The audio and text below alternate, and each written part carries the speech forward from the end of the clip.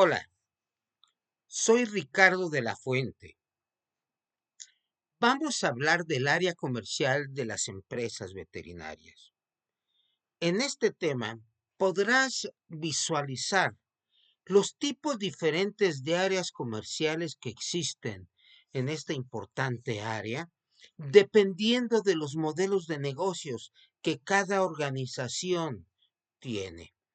Lo primero que se tiene que tomar como referencia es efectivamente el modelo de negocios de la empresa. Este modelo de negocio implica la decisión de dónde vas a obtener ingresos, así como cubrir la función social. Esto es importante considerar. Toda empresa tiene esos dos aspectos. ¿Cuál es la función social y de dónde va a salir el flujo de efectivo? Primera situación, ¿en qué mercado voy a participar? ¿Producción o pequeñas especies o incluso ambas áreas?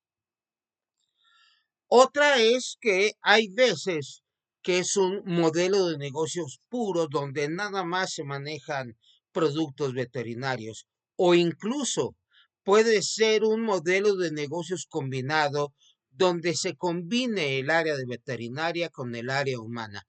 Este tema era frecuente en los 80s, 90s del siglo pasado y ya en la actualidad pocas empresas lo desarrollan, sobre todo por una situación, prefirieron escindirse de tal forma que atendían solamente un negocio y la otra división, básicamente independiente, manejaba el otro. También hay que pensar en qué segmento y subsegmento. Medicamentos, ¿de qué tipo de medicamentos? Mezclas, alimentos, biológicos, accesorios, lo que sea, hay muchas opciones que se pueden manejar. Entonces, ¿qué segmento y cuál subsegmento? Por otra parte, ¿qué tipo de marcas? Como innovadores, medicamentos de marca o incluso con producción propia por terceros, productos importados, en fin, hay muchas opciones que se tienen que considerar para el modelo de negocios. Una importantísima es la distribución. Primero que nada, ¿quién es tu cliente final? Los productores, las farmacias, los clubes de compra, los distribuidores, y así hay una serie de opciones. ¿Vas a llegar directo o vas a tener intermediarios? ¿Cuál es la estructura de fuerzas que vas a tener? Nacional, regional, orientada a la demanda o a la distribución. Incluso puedes llegar a tener estructura propia y también fuerzas de venta tercerizadas. Ahora bien, como empresa, tienes que comprender que el ciclo operativo es el que va a mandar en tu desarrollo como empresa. Las empresas compran materias primas que finalmente sirven para producir medicamentos que se va al almacén de producto terminado y de ahí lo toma ventas para convertirlo en cuentas por cobrar y posteriormente en dinero líquido. Este ciclo operativo va a implicar la transformación de los recursos económicos, humanos y materiales para cubrir el objetivo de la empresa. Este ciclo operativo también se acompaña por otro ciclo, el ciclo administrativo, el cual básicamente regula las actividades del otro ciclo, el ciclo operativo, pero no interviene físicamente en su ejecución.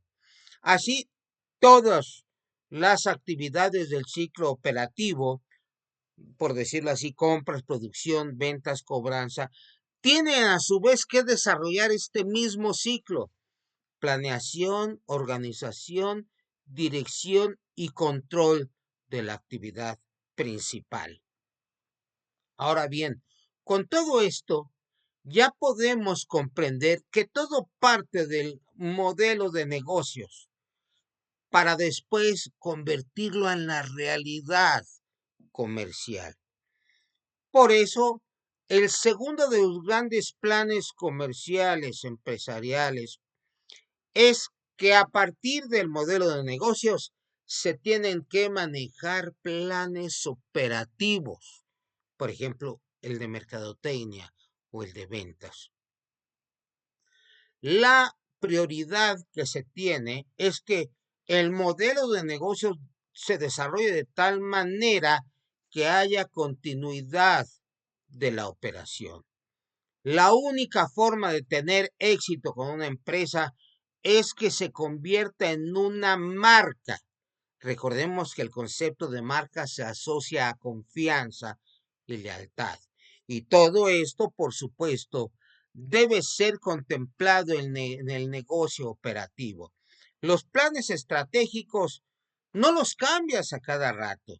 Cuando mucho, 3, 4, 5 años.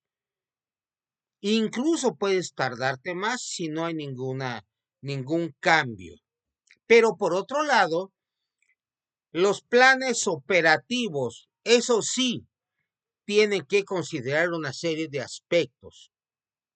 Y entonces ya la mercadotecnia en veterinaria sigue los principios básicos del marketing, con 4 ejes principales: producto, precio, promoción y plaza o distribución. A esto le llamamos las 4 P's del marketing. La de plaza un poquito apretada porque más bien sería distribución y ya plaza hace referencia al lugar. Sin embargo, estas 4 P son indispensables. Primero, hay que pensar en hacer marcas. Si tu producto es un genérico, que también se vale, la marca va a ser el nombre de tu organización. Enfócate en el servicio financiero, en el caso de producción. Esto es importante porque de la producción se deriva la optimización de gastos y de ingresos, siempre pensando en la salud. Por ejemplo, en el caso de animales de compañía, desde el punto de vista del propio animal, o en el caso de producción, de cómo se refleja económicamente, por ejemplo, con grandes especies. Dependiendo del enfoque, el precio es el segundo argumento. Tiene que ir desde un premium price, que es cuando tu producto es de los más caros, hasta el bajo segmento.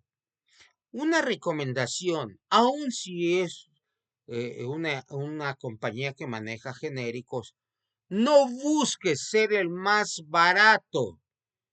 ¿Por qué? Porque esto implica que no vas a tener una economía adecuada para tener un buen servicio que ofrecer. En cuanto a la promoción, elige hacia qué segmentos vas a orientar tus productos, dependiendo de tu estrategia. Así, puedes orientarte al vendedor del distribuidor, al productor, al farmacéutico, al técnico o al técnico orientado a pequeñas especies. Y aquí hay que siempre entender que los mercados son distintos. La plaza o la distribución es un aspecto clave porque hay que ligar la promoción, el precio y el producto a los lugares clave, como pueden ser zonas específicas. Un ejemplo, cuencas lecheras, o granjas específicas o incluso ciudades. Por supuesto, lo mismo en el caso de animales de compañía.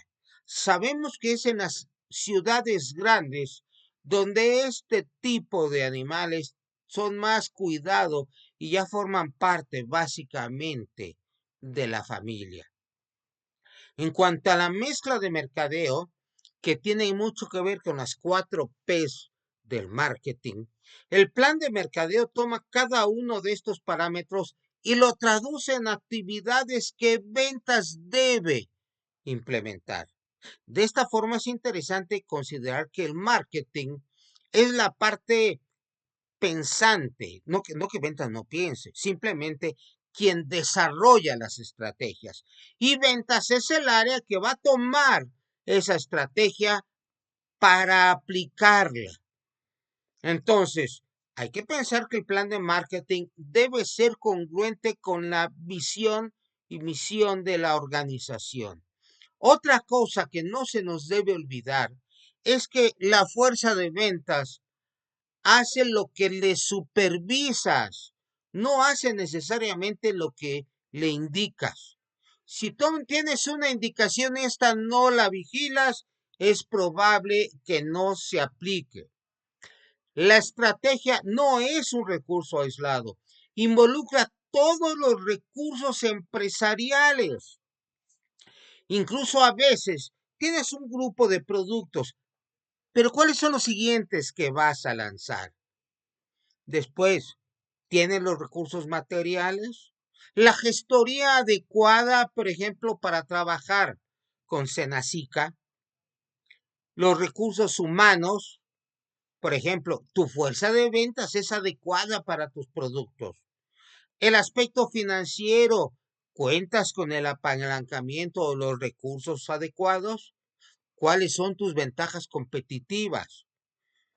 Y los aspectos tecnológicos, ¿tienes los equipos que te brinden la posibilidad de entregar la cantidad de productos que el mercado requiere? Entonces, la estrategia está en medio.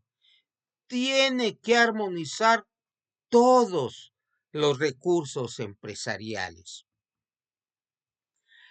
Con frecuencia, la mercadotecnia es un área que se subaprovecha o se ignora. Para productores que compran directamente, la mercadotecnia genera materiales promocionales orientados a las necesidades del cliente que se llevan a través de un vendedor. Esto es importante.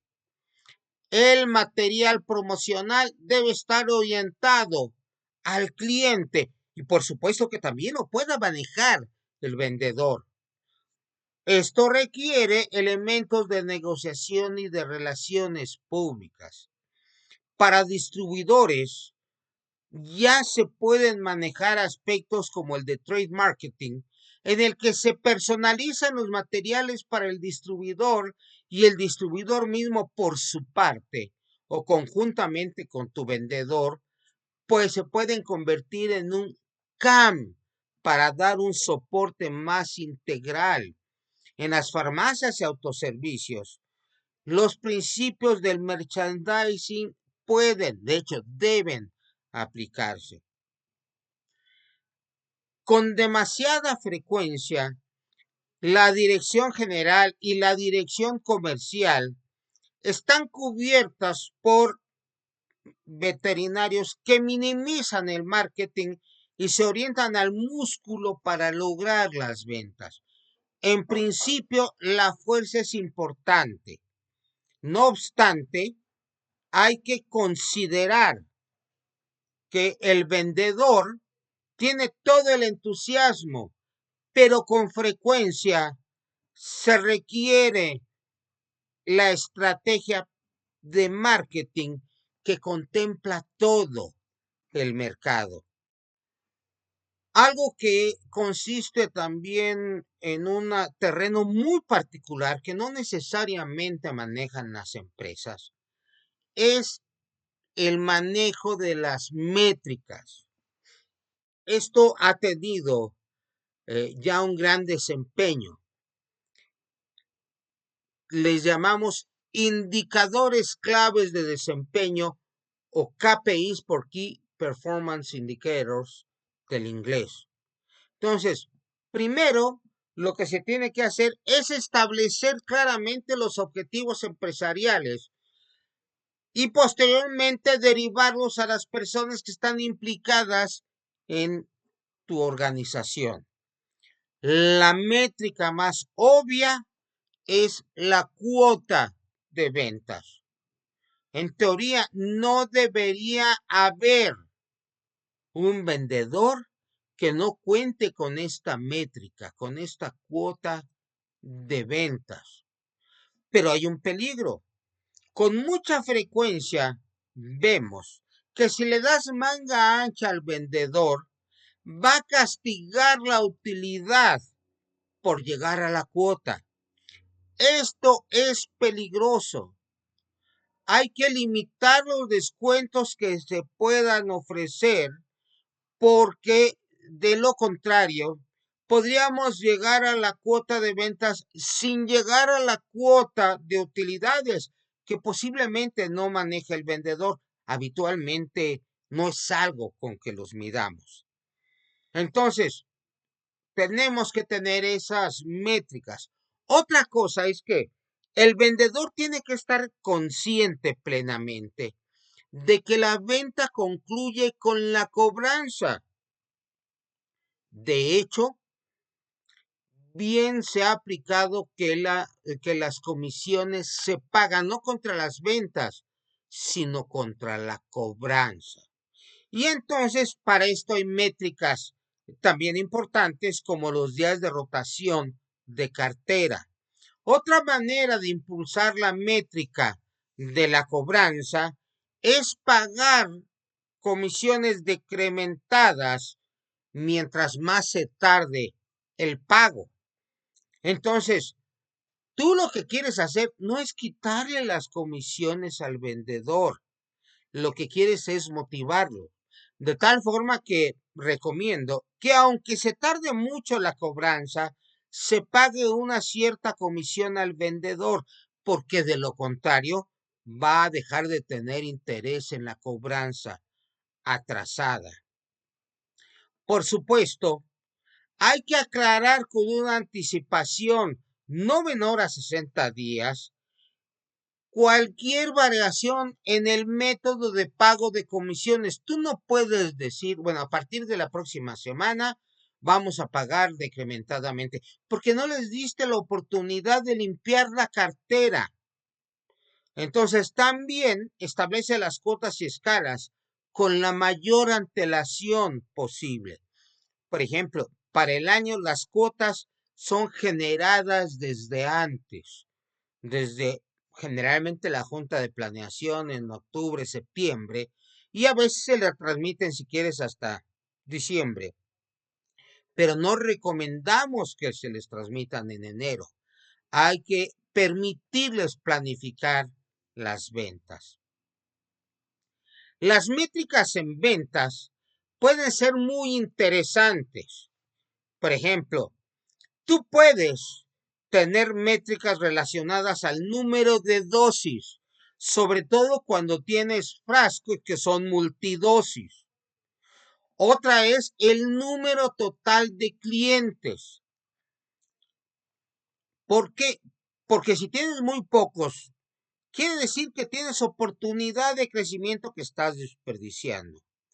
Por ello también es importante evaluar el número de clientes nuevos.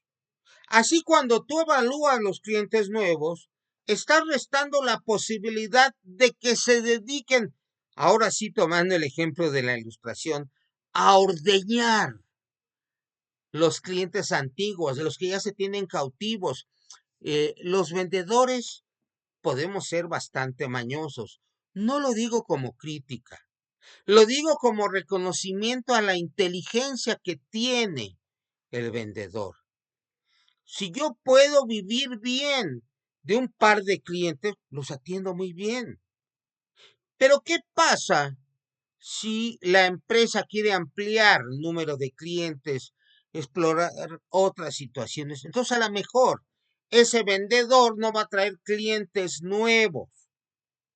Otra cosa que también puede ser es que no nada más se vendan los mismos productos. Un vendedor tiene que aprender que tiene una base con productos que le compran, pero la intención es ampliar esa base de productos. Entonces, los nuevos productos deben también ser vendidos a los clientes anteriores. Obviamente, los objetivos de venta no nada más van a ser por vendedor. También puedes tener objetivos de venta por cliente. Esto es, que cada cliente se incremente en un ritmo no menor a la inflación y de preferencia mayor.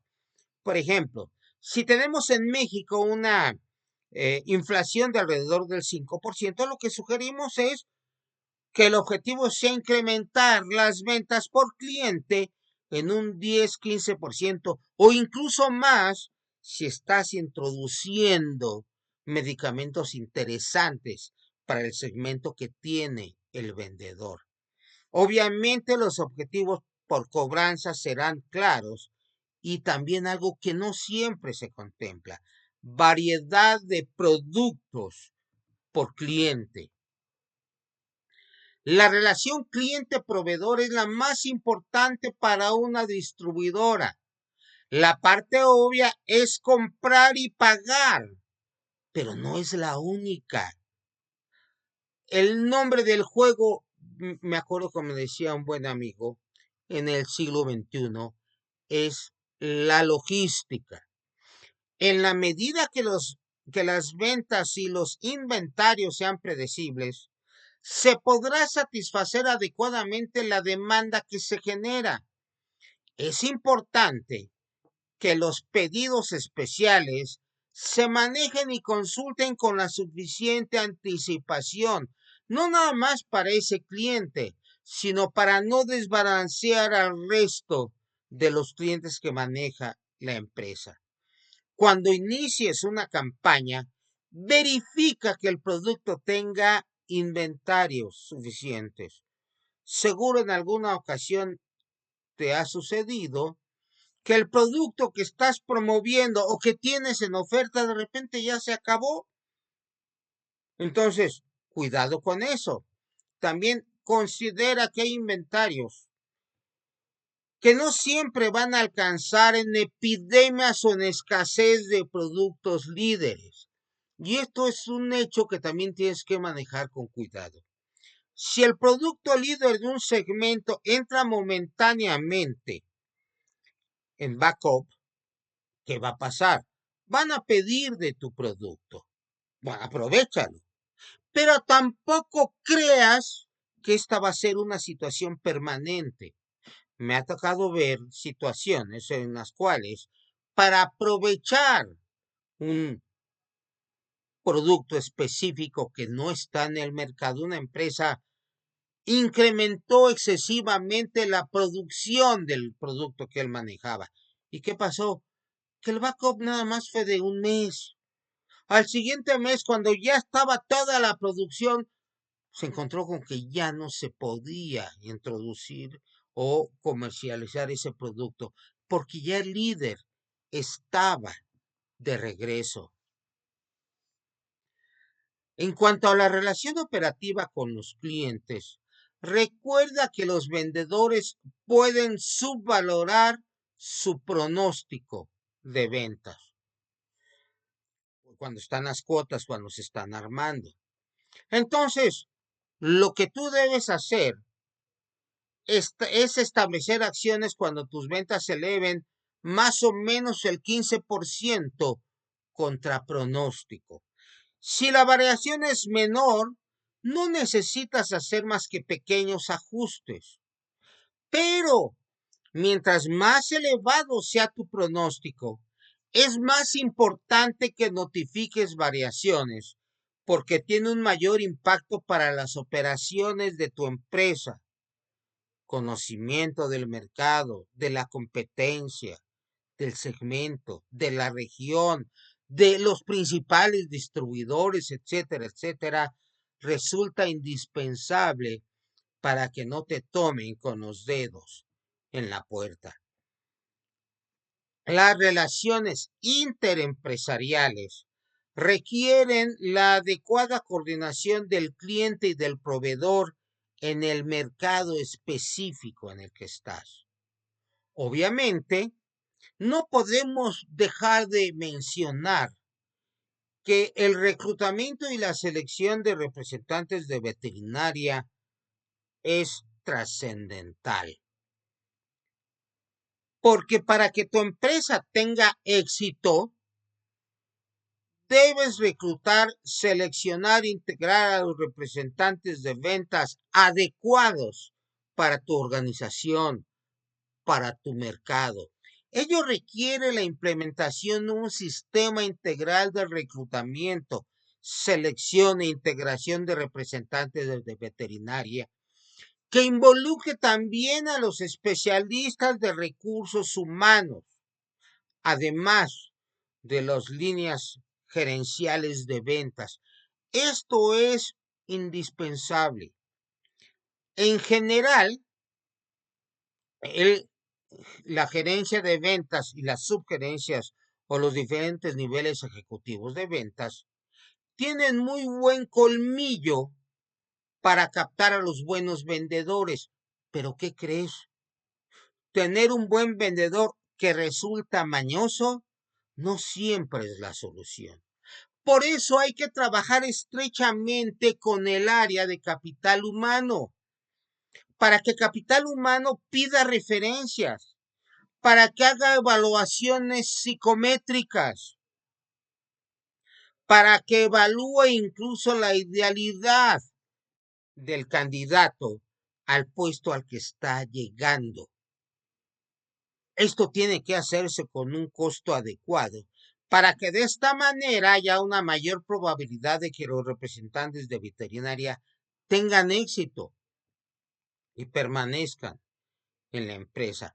Son 3 fases que tiene este proceso. Lo primero es reclutamiento. Llamar a los candidatos idóneos para tu organización. Esto lo hace muy bien capital humano. De todos ellos, sirve como filtro para pasar ya al proceso de selección. Ahora sí, integrando las diferentes gerencias de venta para que hagan la selección del candidato adecuado.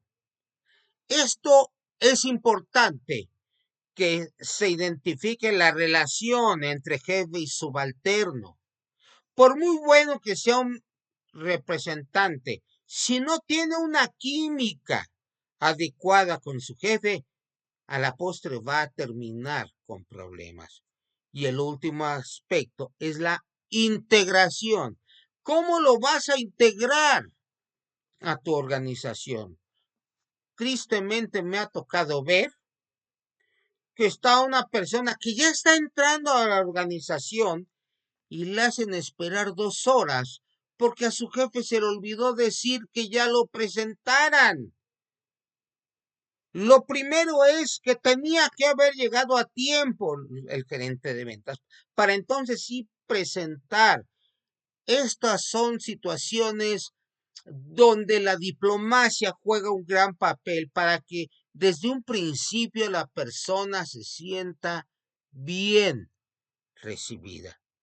Sin una adecuada integración, puede iniciar una historia con el pie izquierdo. Esto puede recuperarse, pero no siempre es así o no siempre es inmediato. Los problemas que son es que no hay coordinación entre recursos humanos y gerentes de ventas. Hay veces que las decisiones son apresuradas o hay una imposición por el enfoque técnico. No es el mejor técnico el que mejor vende. Otra cosa es que no hay seleccionadores profesionales. Es un punto clave. ¿Cómo vas a seleccionar al mejor personal si no hay un experto en este proceso? Hay veces que se parte desde una inadecuada descripción del puesto. Otra cosa es que no se detecta o pasa por alto información importante, como aspectos vocacionales o incluso psicoafectivos. La entrevista es un proceso interesante que tiene que ser congruente y no debe desviarse. Hay un objetivo y esa entrevista tiene que seguirse así. A veces no se tiene un grupo de parámetros organizados sistemáticamente. ¿Hay alguna técnica de entrevista donde el seleccionador se pone en un nivel tan superior que desalienta a la persona? Y a la postre, pues ¿quiénes van a aceptar? Aquellos que no les quede más opción. No necesariamente van a llegar los mejores, ¿sí? Si estás en una entrevista, toma notas, por supuesto avisa que vas a tomar notas. Porque mira, se va el candidato y luego dices, ¿qué pasó aquí? No te vas a acordar, por lo menos pocas personas tienen esa habilidad. Yo no. Yo tengo que anotar y entonces, claro, veo la anotación y ya recuerdo el contexto y puedo revivir la situación. Cuidado con tus prejuicios y los estereotipos. Tampoco hay que sobreestimar las entrevistas. Hay que ponerlas en su contexto y revisar cómo estuvieron. Y al revisar una entrevista, no nada más revises lo que dijo tu entrevistado. ¿Cómo fue tu desempeño?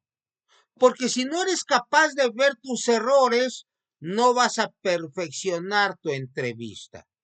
Cuidado con que el jefe se impone. Este es el caso donde dices, yo quiero a tal persona. No me interesa si no la quiere recursos humanos o si tiene algún argumento o si encontró algo que no es predictor de un buen desempeño. Esa imposición suele tener problemas.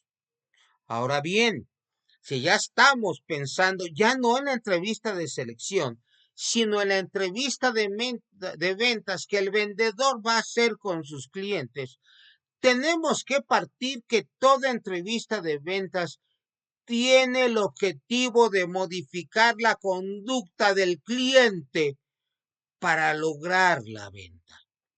La venta de la línea es producto de un doble cambio. Primero, posicionar tu línea o marca o producto. Y segundo, que el comprador acepte la necesidad e importancia de los productos para sus necesidades. Puedes posicionar tu producto en la mente del comprador, pero si él no está aceptando la importancia que tiene tu línea para sus necesidades, no necesariamente vas a vender, porque la entrevista de ventas tiene dos aspectos, el promocional y el personal, porque efectivamente requiere conocimientos comerciales y técnicos, pero también habilidades de relaciones humanas. El manejo emocional resulta fundamental. La clínica es el aspecto clave de la relación con el cliente. Cualquiera que sea el tipo de vendedor, el tipo de producto, con el médico mascotero, que ya casi no le llamamos mascotas. Al médico sí le seguimos diciendo así. También le decimos de pequeñas especies, de animales de aprecio y estima, de animales de compañía. Buscando suavizar la palabra mascota, hemos puesto varios sinónimos. Pero además, el cliente, cuando ya estamos hablando en producción, hay otros, como son el caporal, el técnico del productor, el comprador, con los decisores e influenciadores. Uno puede ser quien decide, pero ¿quién influencia? Otro punto que hay que conocer es quiénes te boicotean. Todo esto también es importante cuando vendes a través de distribuidores. ¿Y qué crees? Incluso con el ganado. Relaciónate con el tipo de ganado de tu cliente. Hay diferencias entre especies e incluso entre subespecies. Por ejemplo, hay especies de ganado tipo Indo-Brasil que son de verdad muy resilientes a los problemas de salud. Otros no. Un Hereford seguramente puede tener mayores problemas. Tienes que familiarizarte hasta con eso. Y esto tienes que hacerlo no solo para ejemplificar el uso de tus productos, sino también para incrementar la relación con el cliente y apoyarlo en los procesos de diagnóstico, en el trabajo clínico, en las sugerencias terapéuticas. Y todo esto lo podemos lograr con el micromarketing, en el cual vas segmentando a los clientes, pero el mensaje importante es el mensaje promocional que se desarrolla face to face, lo cual permite su total personalización.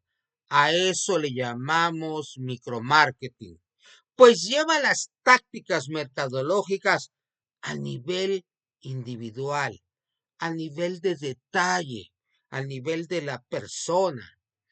Todo esto va a hacer que requieras conocimientos personales y de los hábitos de compra y consumo de tu cliente, ya sea influenciador, ya sea decisor, ya sea boicoteador. Con todos llévate bien. ¿Sí? Punto clave: detectar clientes viables en el manejo de productos por especie. ¿Cuál es el problema? Por ejemplo, de repente en una comarca lechera puedes tener un problema específico que no se da en otros lados. En las granjas se puede dar una situación distinta que en el traspatio. Y tú dirás, pero no vendo a traspatio.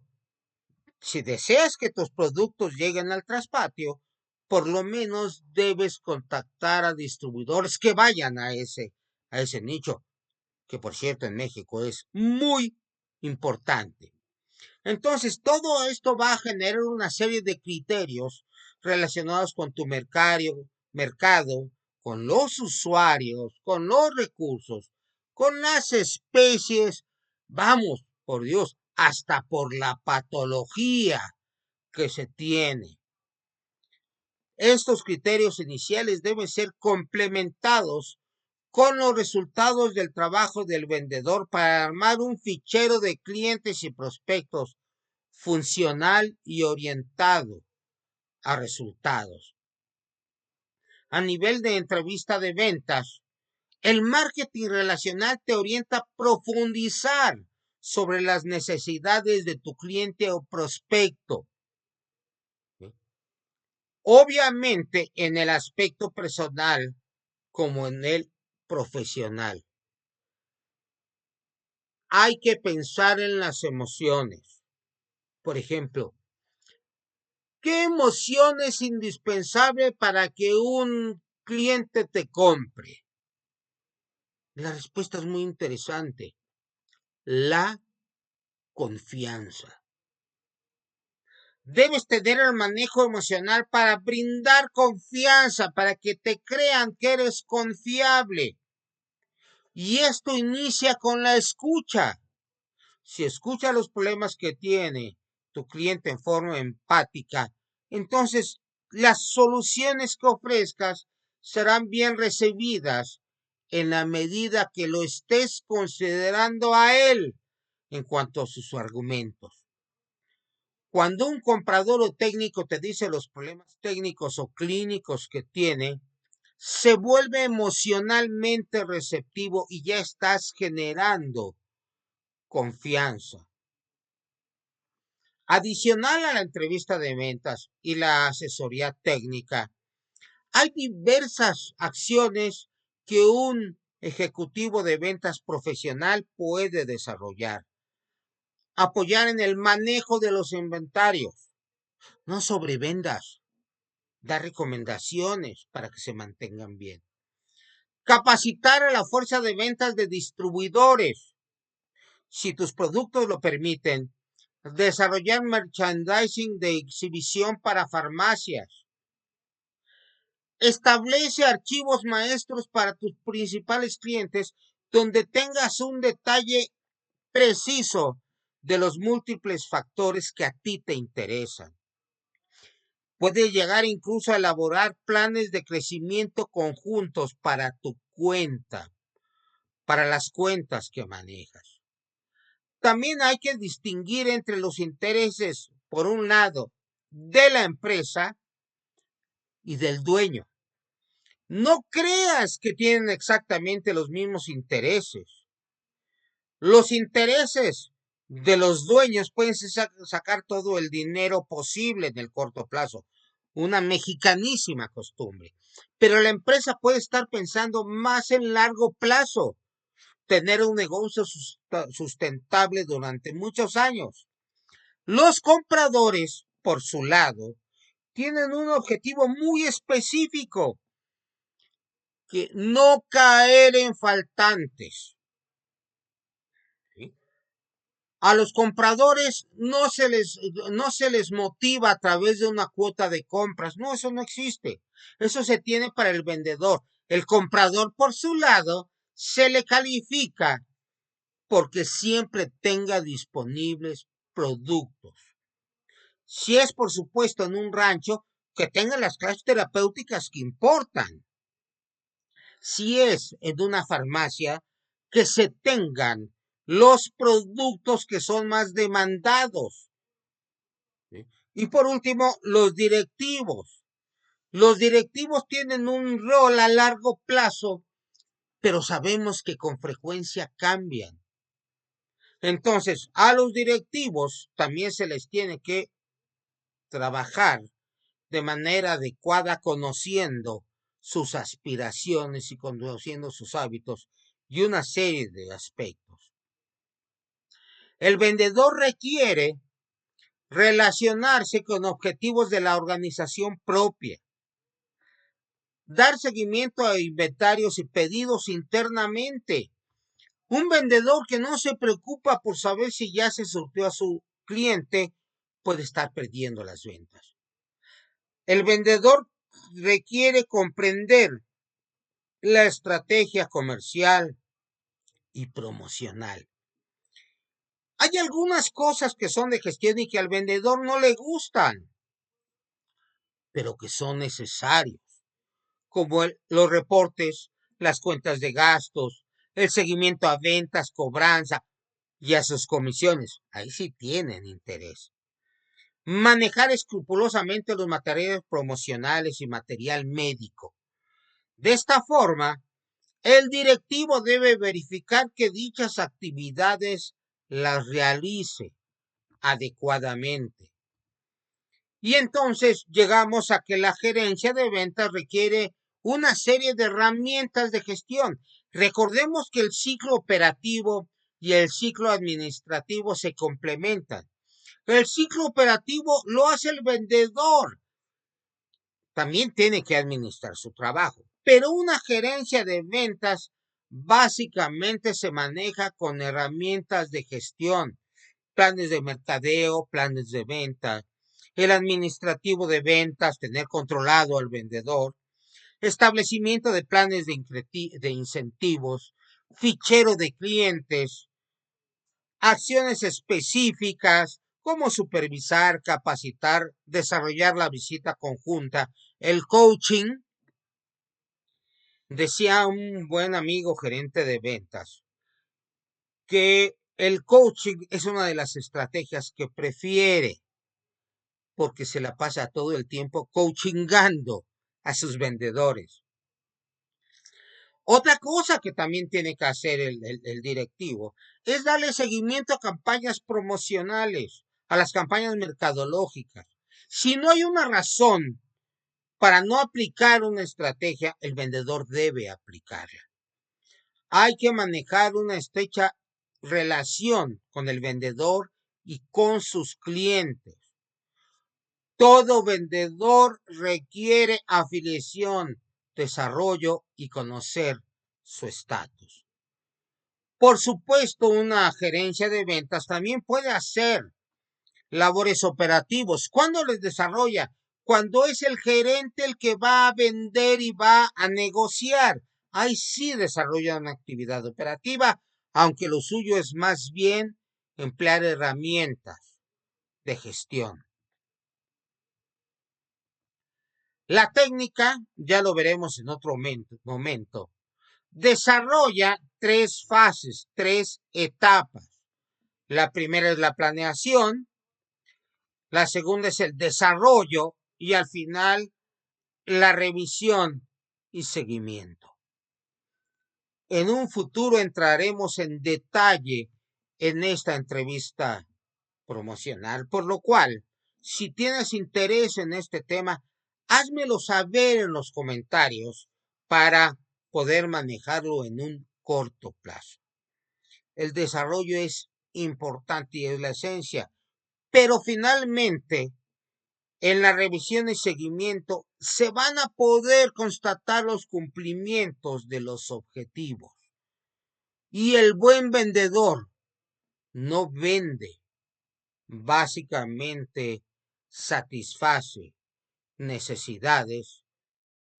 Obviamente, todo este trabajo implica trabajo de campo y asesoría. Algo que también veremos en un futuro es que la entrevista en veterinaria implica una situación emocional que también vamos a revisar posteriormente. No se te olvide dejarnos un like, en suscribirte a nuestra página y estar atento de este tipo de materiales si es que a ti te interesan, dejándonos en tus comentarios cuáles son los temas que te interesan poder cubrir para mejorar tu desempeño profesional. Por supuesto, te pedimos que nos sigas en nuestras redes sociales. Estamos en la mayor parte de ellos, pero también te dejamos nuestro WhatsApp para que te comuniques con nosotros y te mencionamos nuestros correos electrónicos. El primero es el organizacional y el segundo es mi correo personal en el que por supuesto estoy a tus órdenes. Que tengas un espléndido día. Gracias por acompañarme.